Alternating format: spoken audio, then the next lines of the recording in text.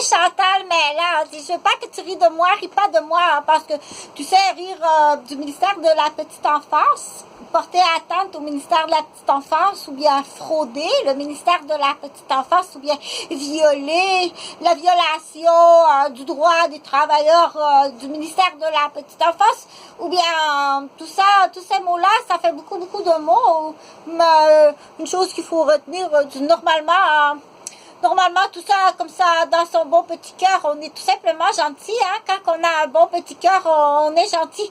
Ceux qui doivent apprendre les mots pour être gentils, c'est autre chose. Ça doit être une autre sorte d'espèce que moi, je ne connais pas. Donc, mais bon matin. J'espère que vous allez bien. Ça a une drôle de voix, hein. Ça a vraiment une drôle de voix, Coco Melon. Donc, ce matin, Coco Melon... elle avait beaucoup de choses à se questionner sur son ministère de l'Éducation à Québec. Parce que là, moi, je veux vraiment dire, est-ce que cela appartient le savoir, les connaissances, les capacités intellectuelles? Les capacités intellectuelles, là, il y en a beaucoup, des capacités intellectuelles. Là. Il y a tout ça dans le livre là que j'ai vu, là. Celui comme ça, et il y a l'autre livre de la capacité intellectuelle, et puis là, est-ce que tout ça, on dit, faut pas se mettre trop de pression, ça fait beaucoup de pression, tout ça, mais moi, surtout moi, je voulais savoir là, est-ce que tout ça est rattaché au succès monétaire, au succès du bonheur, au succès...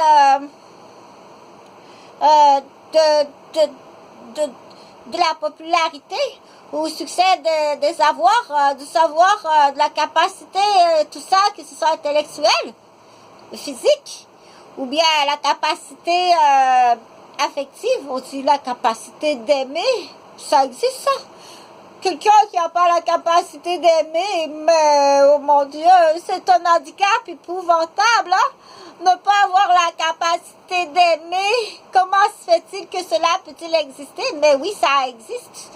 Soit un petit accident à la naissance, ou une petite zone génétique qui est différente, ou un accident du parcours du développement. On dit, bon, tout ça, on dit, ceux qui ont le souci de partager tout ça. Si tu veux partager tout ça, Chantal, c'est comment on y arrive alors, hein? Comment on y arrive à partager tout ça? La première des choses, c'est comme RCR, et c'est comme tes cours de premiers soins, il faut éliminer la source de danger.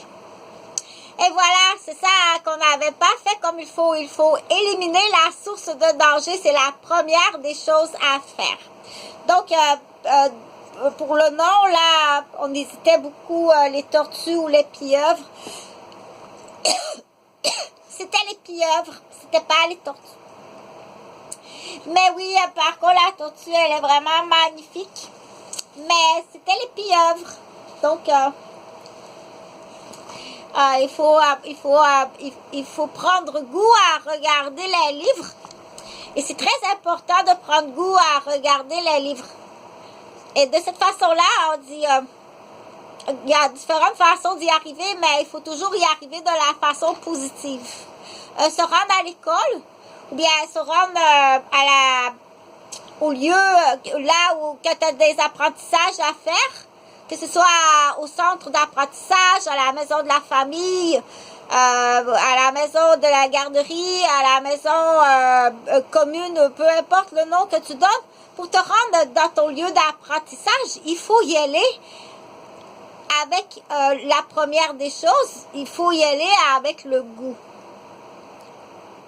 C'est-à-dire, certains, ils vont vouloir de façon naturelle, là, ou bien ça a été développé tout petit, d'y aller comme ça rapidement. J'ai hâte d'y aller parce qu'il y a quelque chose qui l'attire beaucoup, donc il y a toujours très hâte d'y aller. Et bien entendu, les gens qui sont dans la maison d'apprentissage, ils doivent rendre ça intéressant Hein? Quand on arrive là, elle dit, faut avoir très, très hâte. Et ça se peut. C'est pas impossible que je suis obligée de mettre des bonbons, puis du chocolat, puis des chips. Ça se peut. Si on commence, c'est ça qui te donne le goût d'arriver dans la maison d'apprentissage, la maison de la famille, la garderie. Si ça prend du chocolat, des bonbons, des chips, ben là, tranquillement, il va arriver. En arrivant, il va voir le petit chat. Et là, tranquillement, il va avoir autre chose. Donc, on dit, il n'y a pas de difficulté. C'est pas un problème. Il n'y a jamais de problème. Il faut pas. Maintenant, il n'y a pas de problème. Je t'assure, tout est parfait, OK?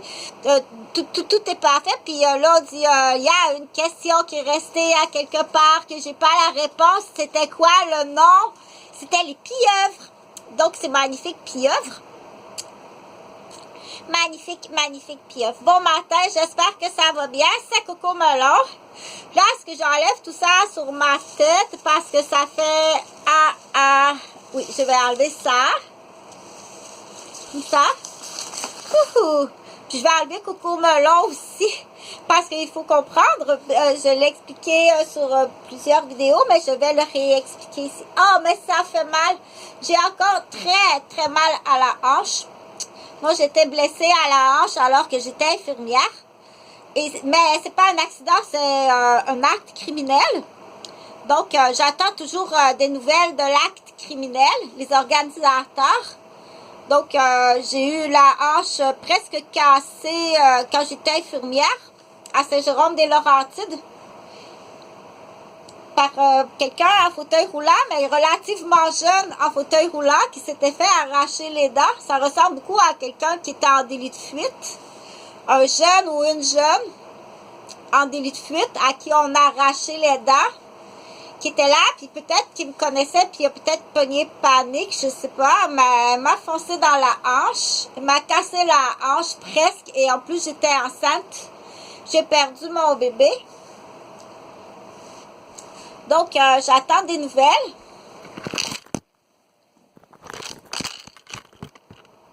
Comme ça.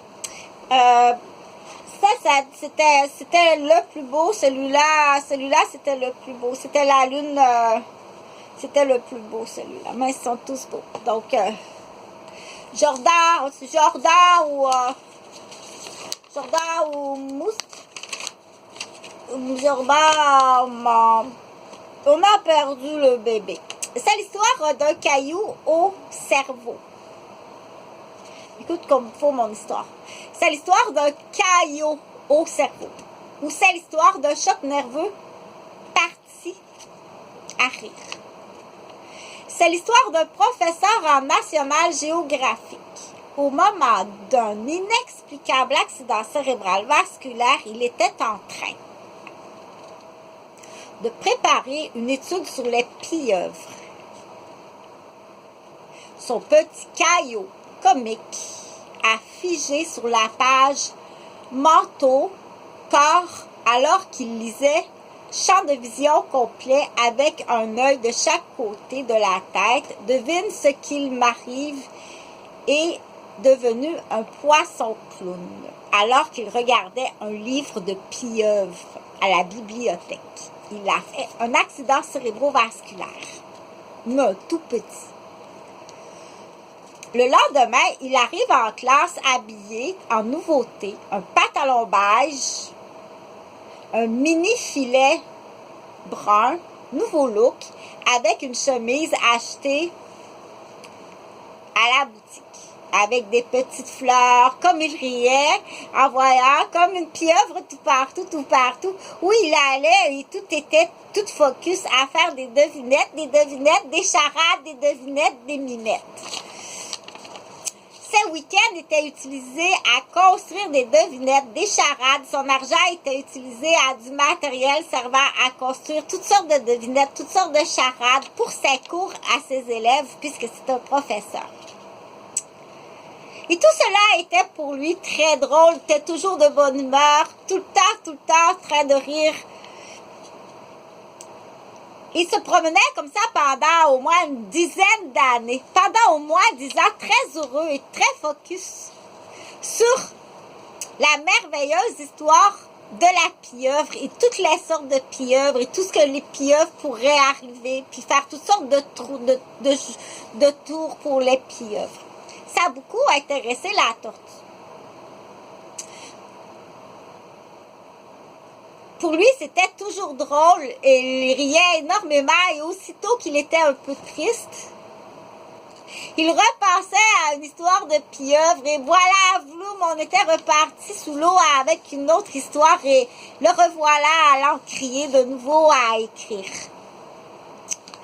Donc, ces jeux de devinettes, ces charades, ces mimes, ces écrits et puis toutes ces nouvelles qu'il partageait tout partout où il allait.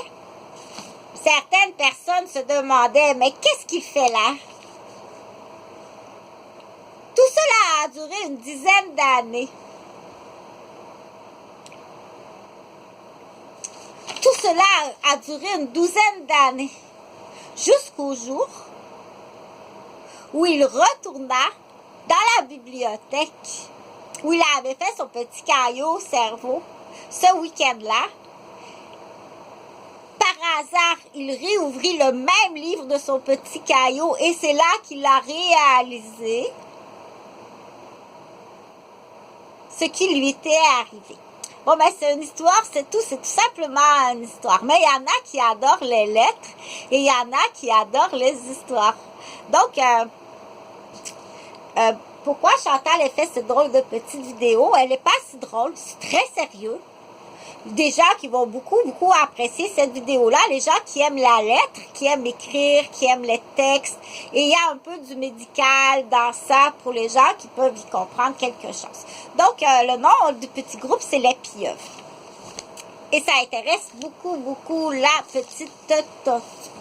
Donc, là, ce que je veux faire, je vais te montrer quelque chose parce que Chantal, elle a beaucoup de soucis, comme j'ai dit au début de la vidéo. J'ai vraiment beaucoup de soucis. Puis quand tu vas arriver à la maternelle, mais par contre, il ne faut pas mettre de la pression, ok? Il faut surtout pas mettre de la pression. Il faut surtout pas non plus développer du stress, des tics nerveux ou bien des maladies de stress. Donc, je vais passer par l'asthme pour expliquer si quelqu'un, petite tortue, est asthmatique. Et puis, c'est le meilleur parce que le zona, c'est un peu plus difficile. Petite tortue est asthmatique et il fait des crises d'asthme qui sont déclenchées par le stress. Et le stress qui fait déclencher ces crises d'asthme, et c'est très bien mesuré. Parce que c'est une petite tortue très intelligent. Et puis, quand il fait des crises d'asthme, c'est un stress qui est vraiment réel. C'est pas dans son imaginaire parce qu'il a appris ça. C'est facile pour lui, c'est de façon innée comme ça. Donc, quand il vit du stress, s'il y a des gens autour de lui qui sont méchants, s'il y a des gens autour de lui qui sont dangereux, s'il y a des gens autour de lui qui sont anormales, et il sait qu'il va avoir une roue de conséquences qui tôt ou tard il en sera victime. Tout ça, il y a un très bon barème d'évaluation à partir de son savoir. Parce qu'il a compris ça. Donc, quand il fait une crise d'asthme, son asthme est toujours associé à un barème de stress qui est réel évalué. Donc, un petit tortue comme ça, quand il fait une crise d'asthme, moi, j'arrive et je regarde. Pourquoi petite tortue fait une crise d'asthme? Parce que si on prend le zona, c'est trop difficile. Mais j'ai une autre petite tortue qui fait du zona. Et quand elle fait du zona, il y a vraiment eu une raison de faire du zona. Donc, les gens qui fabriquent la maladie, qui déclenchent les maladies, qui fabriquent les maladies, ont des actes criminels. Les gens qui sont victimes de ça, des criminels, les gens qui sont victimes des criminels, Ils ont des droits de la personne malade ou blessée, ou handicapée, ou génétiquement différents. Si tu es une personne qui afflige qui afflige de façon préméditée, pensée, préparée, avec preuve d'un objet, que tu occasionnes l'asthme, ou le zona, ou autre maladie, ou autre blessure, ou autre dommage, ou même des morts. Pour rire, quelqu'un qui rit de la mort, quelqu'un qui rit du malheur, puis quelqu'un qui rit de la mort est une personne qu'on appelle classée maniaque. Et les maniaques, elles doivent être incarcérées après un jugement. Mais c'est facile. Donc, mais qui fait tout ça? On dit qui... excuse-moi, je vais défaire ça comme ça. Qui va fabriquer le maniaque? Mais non, on ne fabrique pas le maniaque. Qui va loger le maniaque? Mais non, on ne loge pas un maniaque. Et qui va aider le maniaque, le criminel? Mais non, il ne faut pas aider le maniaque et le criminel. De façon naturelle, être une bonne personne, une gentille personne, tu n'as pas à te soucier puis à te faire du stress. Quelqu'un qui est bon et qui est gentil, il faut quand même un peu lui montrer, mais de façon naturelle, oh non, non, tu ne me feras pas faire ça.